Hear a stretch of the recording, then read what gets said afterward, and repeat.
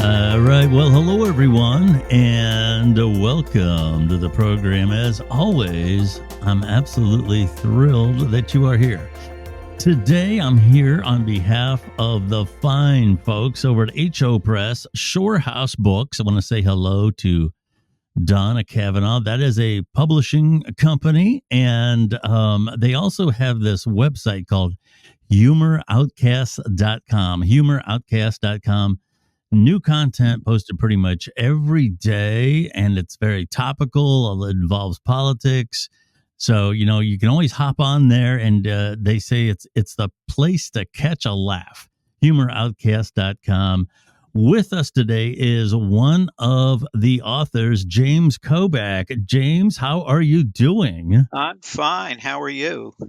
Fantastic. Welcome. I see you have Jim. Do you prefer Jim? I prefer Jim. All right. Well, then we'll stay with Jim. Jim is the author of a book called Tennis Anyone, The Wimps Guide to Tennis and Other Racket Sports. Now, before we go too far, you don't necessarily have to be a tennis person and know all about tennis, because this book is kind of like a humor book, right? Am I right about that, Jim? Tell me a little bit about It's supposed to be a humor book, so I hope it's a humor book. That's right. Uh, I've played tennis a lot.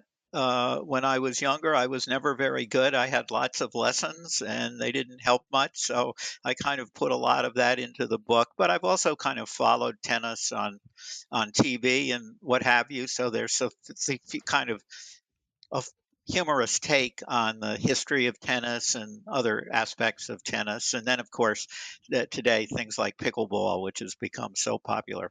Yeah, everybody's talking about that, and I got to tell you, I've never tried it. Who were some of your favorite players? Like, who is it, McEnroe and some of those? Who are some of your favorite players from Well, back? I'm an old guy, so when I was like a college kid and maybe even a little before, Rod Laver was the big star, so I've Okay, always kind of fancied him. Now, in those days, people played with wooden rackets, and they made a little money, but not nearly what the players make today. So it was sure. a lot different. You couldn't always find it on TV, but he's Yeah. always been a favorite. And my wife and I go to the U.S. Open every year, and we like to watch doubles. So we always pick these obscure doubles teams and root for them, and they always do well for one or two rounds, and then they get knocked out. But Well, it's you're talking about big money. That's the truth with all professional sports anymore. I mean, back in the day, early football players, early baseball players, nothing like they are today. Now, you are from Louisiana, correct? well, I was born in Louisiana. I was a war baby, so my Oh, father was in the artillery. I think there was a big base down in Louisiana. So he was stationed there for several months, and that's where I was born. And I think when I was a baby, they moved around. I know they were in California. Of course, I don't really remember any of that yeah, too well. yeah. Well, it's interesting. My father was also a World War II. I presume you're talking about World War II. I World believe I War saw. II, right? Yeah, yeah, I saw that in your notes. My father as well, World War II, and people always say, "Well, how old was your?" Well, my dad was. I was born very late in life. My dad was 50 some years old when I was born. Oh wow. So yeah, yeah, I have a kind of a pretty good knowledge of World War II because of my father. It was a very interesting time, that is for sure. A lot of people don't appreciate the world we have today Oh yeah. because of those veterans. Now you're in New Jersey now, am I correct? You're Yeah, we live in Jersey City, New Jersey. We kind of lived for a long time when our kids were little in the suburbs, and then we moved to Jersey City. It's right across the river from New York City, so we go into the city a lot. And I'm actually up. We have another house that's up in the Adirondacks, which is a mountainous area in upstate New York. So we're spending actually ever since COVID and since I kind of more or less retired, we're yeah. spending a lot of time up there. So that's actually where I am today. Speaking of retirement, you were a lawyer by trade. Of course, I'm sure you still are. You just don't actively Well, work I'm anymore. still a little bit active. Not Well, People don't hire me too much anymore, uh, but I'm still around. I do a yeah, lot of volunteer and pro bono stuff and things like that. I still kind of enjoy being engaged, but yeah, I don't quite have the stress now of having to run around and chase clients and have deadlines and all the yeah. time W- and all that. What was your field of specialty? I did a lot of different things. I was with a law firm, so I did big litigations and did a lot of antitrust cases and intellectual property cases. I was Mm, a lawyer in the Lehman Brothers case. We represented the trustee for the Security Investor Protection Corporation, which is the SIPC that you see out that are on the stockbrokers' logos. yeah, And then at the end of my career, I was always kind of interested in lawyers' ethics. So we had a mandatory retirement age at my firm. And when I reached it, I said, I think we should have a general counsel for the firm. We should employ someone to do that. And that person should be me. So that allowed me to stay on for a few more years. And I found that interesting. It was interesting. I was the first one our firm had. So it was interesting to set up the office and everything. yeah. I'm sure you have a love of debate and all those things that kind of fits right in. So my next question would be, with that background and with that skill set, humor writing. How did that kind of pop in there? I don't know. That's a good question, and I think part of it is I wrote a lot of briefs and things, and I also wrote a lot of very boring law review articles. I look back at some of them now, and they even bore me. I hate to say, but when you do that kind of writing, you have to be, you have a certain perspective. You're trying to make a certain point, but at the same time, you have to be in some ways very precise. So you have to kind of balance being precise with trying to keep the reader's interest. And I think some of those things, I think after a while, I would sit down and just try to write something funny. I don't know why, just write an essay about some silly thing, but try to kind of use some of those tools of being, because it's the same kind of idea. You have a logic, that you kind of carry through to its bitter end. Yeah. Humor writing, I'll tell you, I think that's an unappreciated art form because like a stand-up comedian, you have a certain performance aspect to it, but you don't get that instant feedback with writing. And then, so how do you gauge? How do you test your material? How do you know it's humorous, for lack of a better Well, term? one thing my wife reads it if I can persuade her to read if it's not too long, and so she'll read something, and if she laughs hysterically, I think it's great, and I send it out, and it never gets published anywhere. If she says this is the stupidest thing I ever read, nobody likes this, those are the ones that seem to be most successful. So I don't know what that says. And then Yeah, my kids and a few others, I have look at some of them first. sure. And I've talked to a lot of musicians and things like that over the years, and they all say the songs that they hated the most are the ones Yeah. that took off. That's so funny. You were talking in some of the information that I was looking at about you about your writing in terms of how you stay disciplined. How do you keep your mind on your work? And I've heard a lot of different things, and I'll tell you, a lot of our listeners who read books and everything are very interested in this because there's this one school of thought that says you write when you're inspired and you just write everything down and then you go back and edit it later. But there's other people that say you can't wait for inspiration. I had one of my good friends. Her name's Dorothy. She writes a newspaper column, and she says writer's block and inspiration. She says those are conveniences that pros don't have. You have to get the stuff out. So do you like set a time aside? Like I'm going to write every evening from 5 until 7, whether I feel like it or not. How do you do it? Well, when I was working and I was very very busy, so I didn't have much time. So I did write one humorous novel.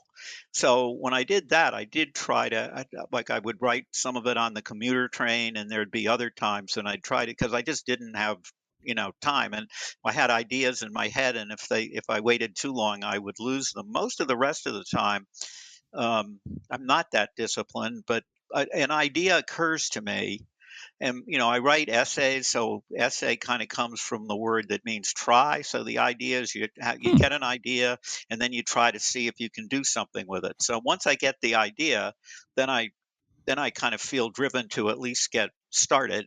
So then I'll just try to make time to do it. And then I usually put it aside for a while and then come back to it. And sometimes, I realize that wasn't such a hot idea, Yeah, or I didn't do such a great job with it. But other times it seems like, well, this is okay, and there's probably stuff to build on. And a lot of it is somewhat topical. So, there things will happen in the intervening, say, week or two that you might be able to add to a story or something like that. sure. And then sometimes working on one thing kind of gives me the idea for another piece. Sure.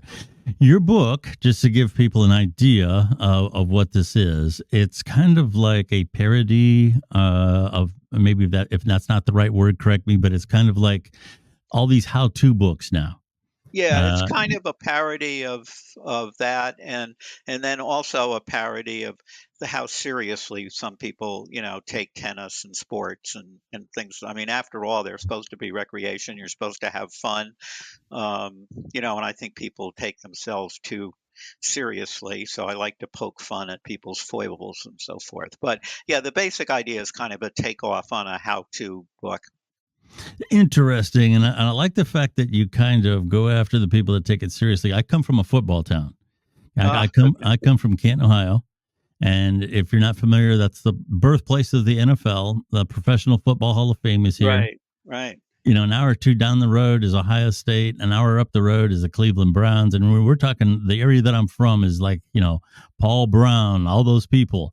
And I hear the word heroes and, every year. And there's this almost this worshiping of professional athletes. And people, I'm telling you, you want to see a bunch of middle-aged people beat the hell out of each other over a high school football game. This is the place to be. Um, how I know that aspect is in tennis because it's kind of my impression of it. And correct me if I'm wrong, it's kind of like for the snobs. It's a game of the elites. Yeah, All the rich people all go to the Wimbledon and all this, and it's a status to say you've been to Wimbledon or one of those kind of places. So tell me a little bit about that. Tell me how you attack that. Yeah, well, I that's kind of true. So I do try to attack that in my book. I don't, I do think that since the Williams sisters came along, Yes. it's become much more of has a lot more mass appeal than it used to be. When I was growing up, it was very much a country club type sport.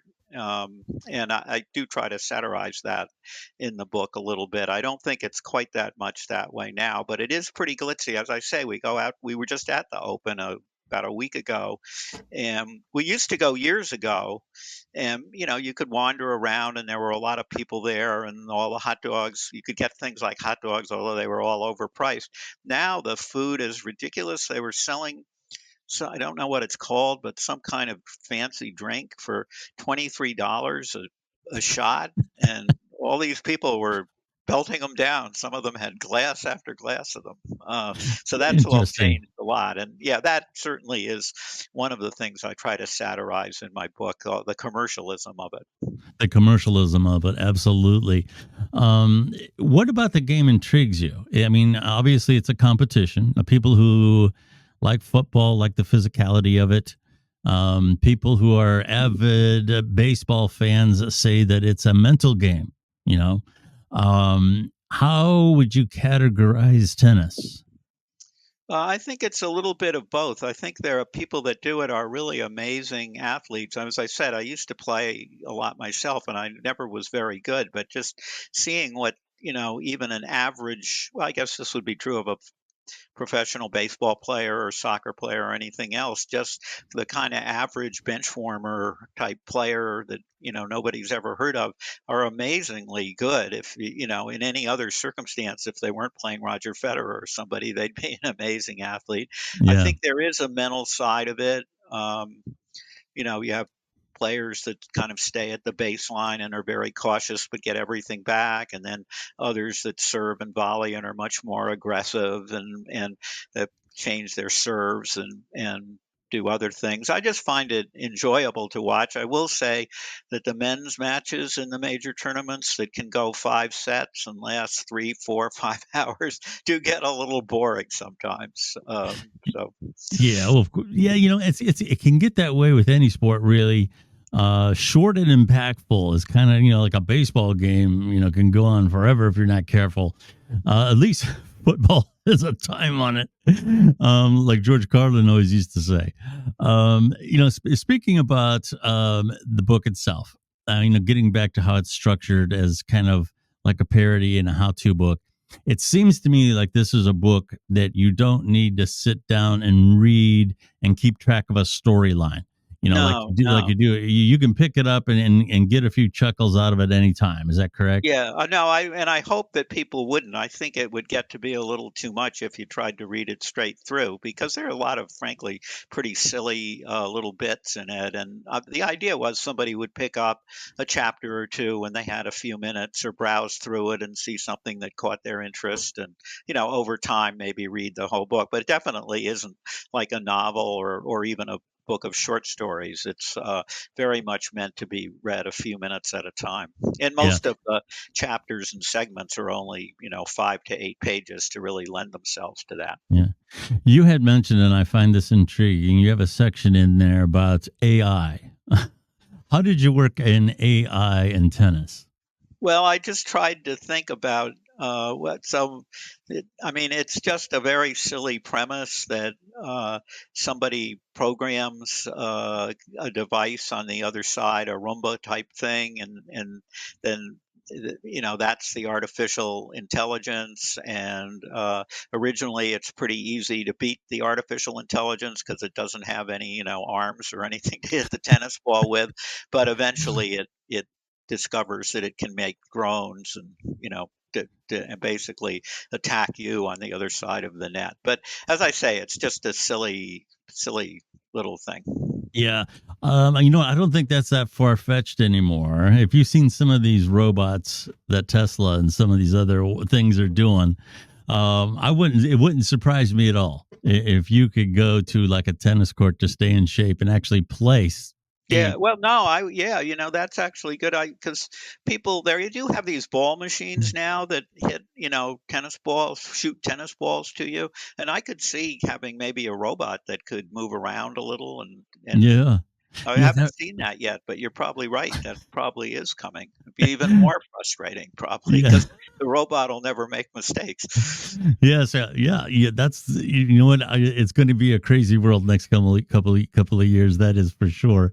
In terms of gratification from writing, I've had a lot of people tell me, for example, that have written a book about their trauma, that it was very therapeutic. And a lot of times, human writers find it a diversion. It's a way to escape not only from their own personal reality, but from the news of the day. It's all the politics and all the fighting. You can't trust anything that you read or see anymore in the news.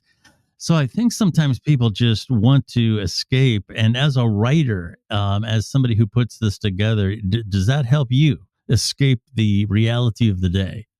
Oh, definitely. Or put it in perspective, maybe. But I mean, first of all, when I started and was working hard and everything, it was a real diversion to just be able to do something that I thought was funny or different.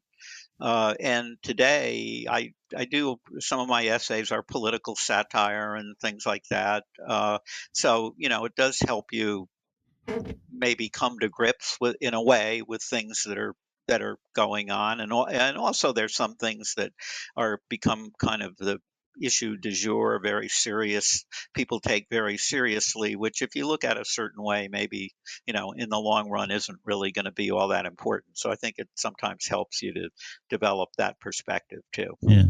And sometimes it's just probably a way to get back at, things that happened to you when you were young, or something, Sure. or were embarrassing, or whatever. You can, in hindsight, make them seem funny.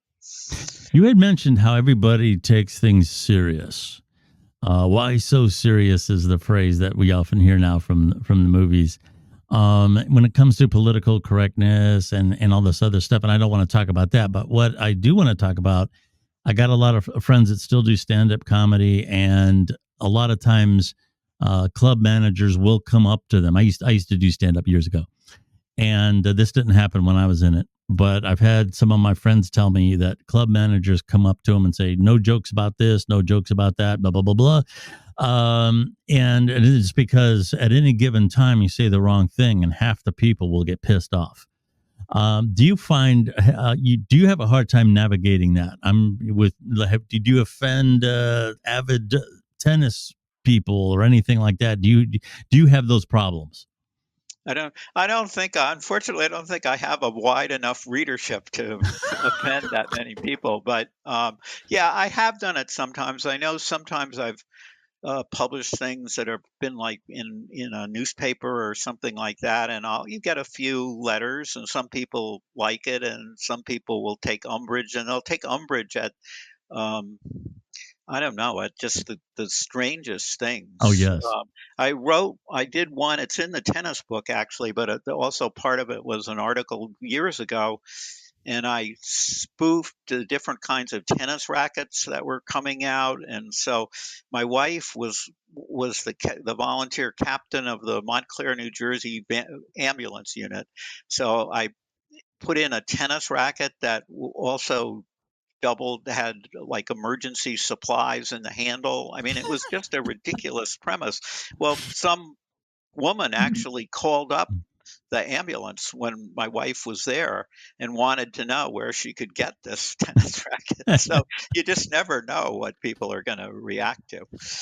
Oh, believe me, I know. As you can say the most benign thing about the sky being blue, and somebody's going to take an issue with it. That's just the world we live today. So I hope you get so much success that you have to deal with a lot of hassle. How does that Right. sound? Yeah, no, that would be great. That would be We talked a little bit about this book being a humor book, and obviously it's lighthearted. It's a diversion. Is there anything else that you hope the reader takes away from the book?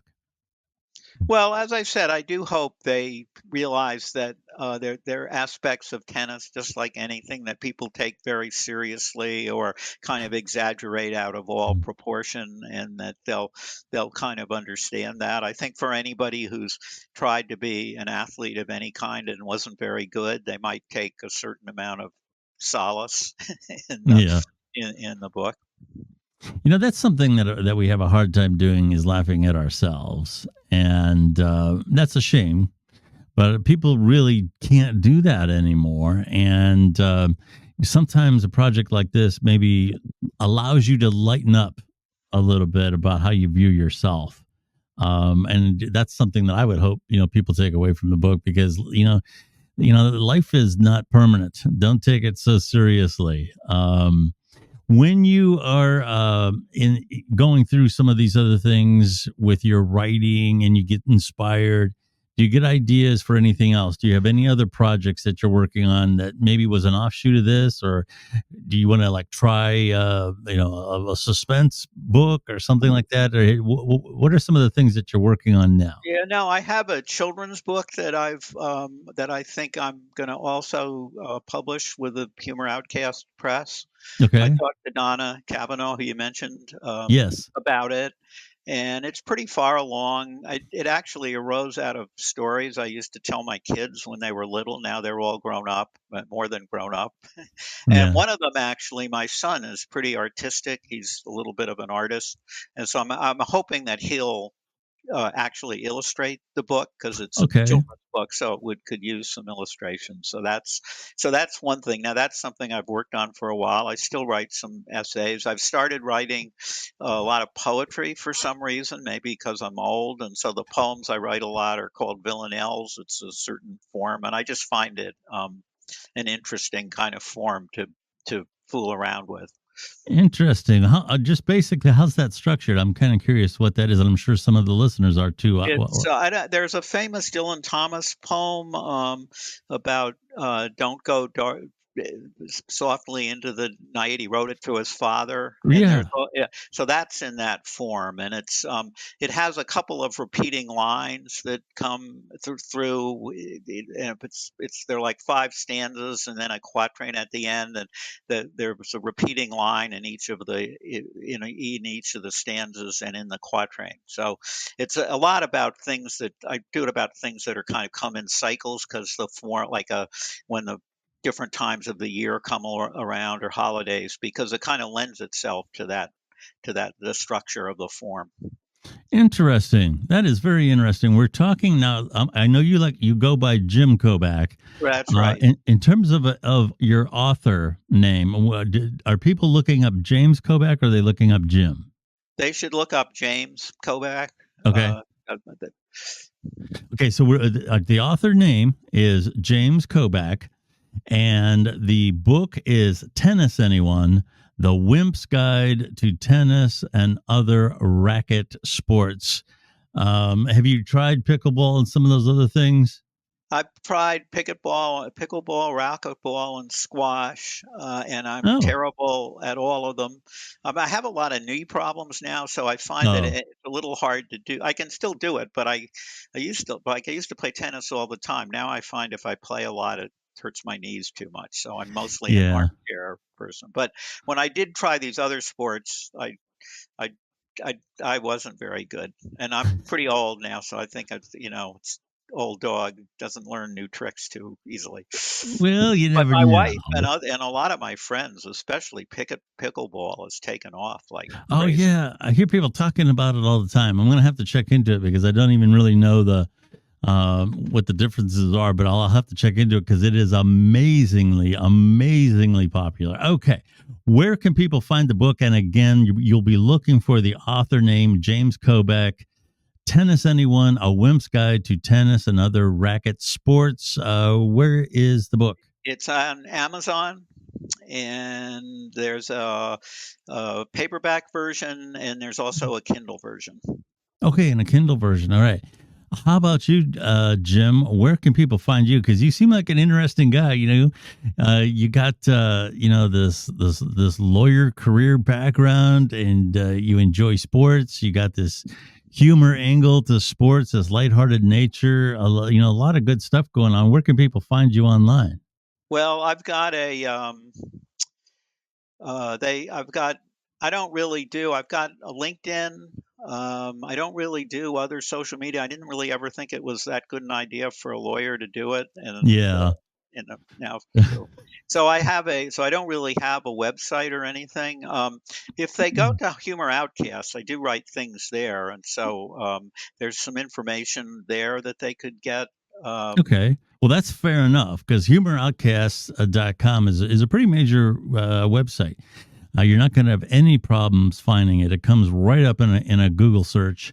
And that is, once again, humoroutcasts.com, all one word, humoroutcast.com.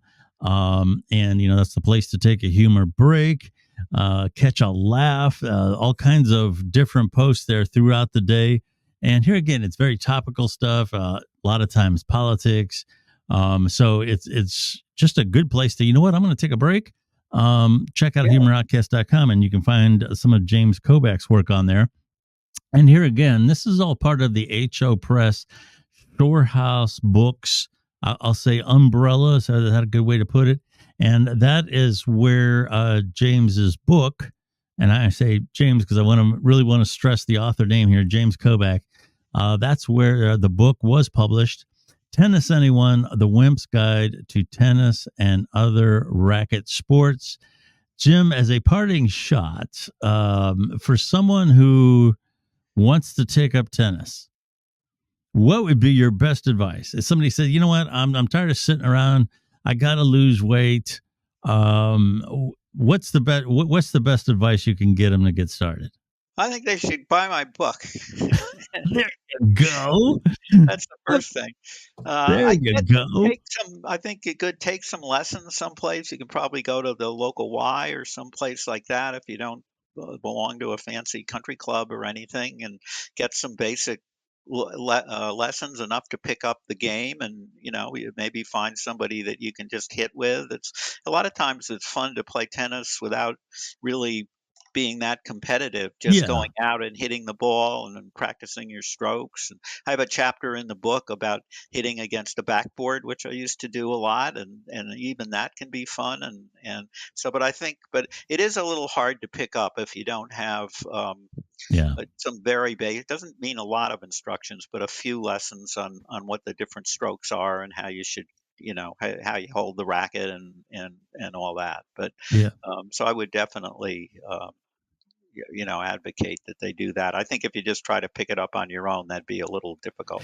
Yeah, it would be difficult. I probably wouldn't be any good at it because I can tell that's not a sport I would be good at. But you know what?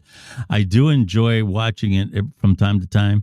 And for anybody who can relate to sports and mixing sports and humor, this book would be a good choice for them. So, Jim, I wish you much success with the book. James Kobak, Tennis Anyone, the Wimps Guide to Tennis and Other Racket Sports. Jim, thank you so much for Well, talking to us a little bit today. It was a delight to have you.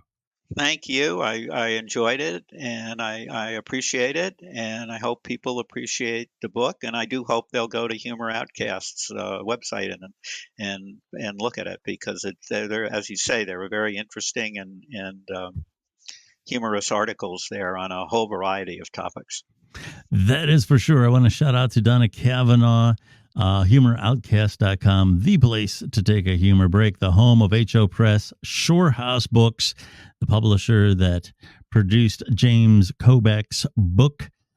So do check out humoroutcast.com. I want to shout out to all the fine people there. Fun place to just, like as I say, just take a humor break. Sometimes you'll hit on one that's just absolutely hysterical, and it'll make your day. My name is Billy Dees. Thank you so much for listening to the podcast today, and we will talk to you again very, very soon.